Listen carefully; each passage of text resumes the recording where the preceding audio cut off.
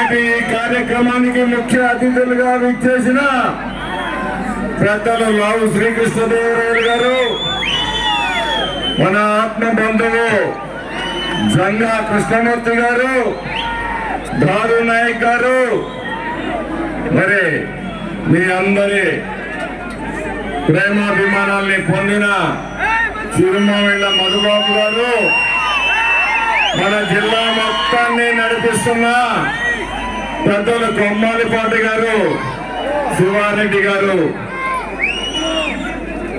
Telugu Desam, Janasena, BJP నాయకులు, కార్యకర్తలందరికీ కూడా హృదయపూర్వకమైన నమస్కారాలు. తెలుగుదేశం అంటే అభివృద్ధి, వైసీపీ అంటే అరాచకం.